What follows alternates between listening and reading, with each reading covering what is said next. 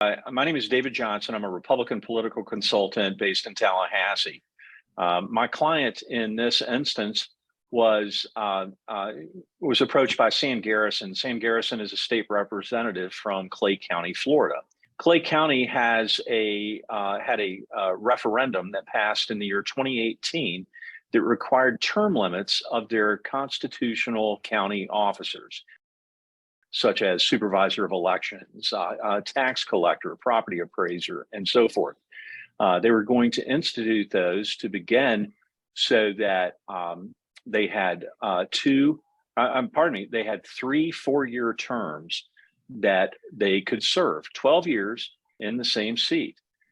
Those would not go into effect until 2030. So anyone that was elected was going to have 3 more terms to serve potentially. Clay County has a charter review commission, and the commissioners can be petitioned to put things before the electorate on a vote.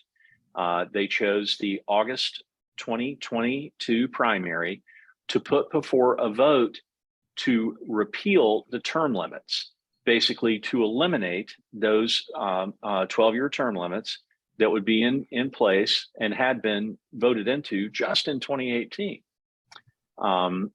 They claimed that the people didn't know what they were voting for. They were confused. So to confuse matters even further, they put something on the ballot that would have required and did require a no vote to stop the elimination of the term limits. Otherwise, a yes vote over 50%, those term limits would have been gone. Sam Garrison, as I mentioned, is the state representative from there. He is a constitutional conservative, and he believes in term limits. He thinks they are good. They have term limits for the county commission in Clay County. Statewide, we do in Florida for our state representatives, our elected officials in just about every instance. But at the county level, they are on a case-by-case basis as the counties institute the type of term limits they would like to see, or none at all. And in this case, he felt like we needed to do something. And to use Sam Garrison's visage to speak and have his voice directly to the Republican primary voters and Democratic primary voters, of course, and the independents in Clay County was very, very important. Sam himself, as I mentioned, is the Republican. So in November, they were on the ballot.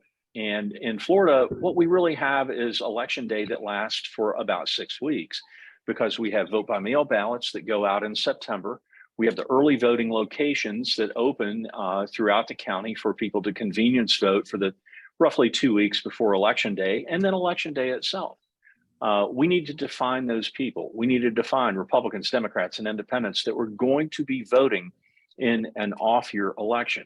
We knew going into this that it would be heavily Republican in terms of what the vote was. And so we built a universe of, I believe, around 100,000 potential voters that we felt had the best likelihood to go to the polls. And we wanted to talk to them on the medium that they most prefer to receive information these days, and that would be mobile. That would be digital, online, desktop, and so forth, OTT, and to talk to them with Sam Garrison doing the talking. So we cut a 30 and a couple of 15 spots. We did some static ads, and then I turned it over basically to the folks at 1631 to make sure that they were effectively getting these messages in front of the people that we wanted to see them, and to see it repetitively, to make sure they understood that careful nuance that they had to vote no to keep term limits. I'm State Representative Sam Garrison. This election day, watch out for an important Clay County ballot measure that aims to remove term limits for some local politicians. Most Americans support term limits, and so do I. To keep term limits, vote no on this amendment. It's near the bottom of your ballot, but should rank near the top of your priorities. Remember, save term limits by voting no. Sam, as a state representative and a local attorney, Sam is well known in the community, but not as well known as often people that are elected think that they are. So when people are coming up to him in a diner in Green Springs, showing the phone and showing the ad to him, we knew it was working then. And that's a very important and also a gratifying thing, of course, for people to see, to know that the voters are seeing it. We all know the stories of where candidates, for the most part, don't believe that you're on TV until they see the television spot themselves. Ergo, for Good Mobile, it's when it shows up on their device and their neighbor's device, but especially a stranger's device that then recognizes them, that it's that you've made impact. One thing that we had to do was an education of these folks and to show them where this was on the ballot. These county charter review amendments are at the very bottom of the ballot. We were looking at potential of 20% drop off. People just, they go in, they vote for the top of the ticket, they vote for the U.S. Senate, the congressional, the governor, and then they begin to drop off as they go through the ballot because they don't understand the issues and they're not comfortable in opining on them. So we had to make it important to them to turn the ballot page, to turn it over and find this and to vote no. And so we did that as well. And even though we felt comfortable that this would be in a good stead going into the election, we had to be sure and to build that lead through education. And by the end of it, we ended up winning, falling just short of 80% of the vote no.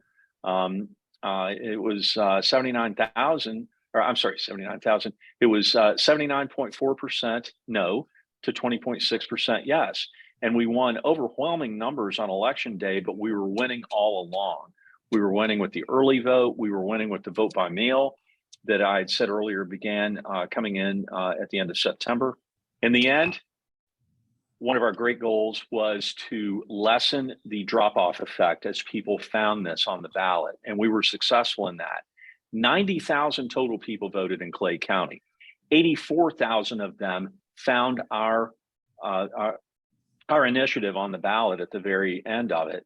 We only had a drop off of 6,000, which is outstanding to get people to continue all the way through, where we were far more concerned about that being a greater number.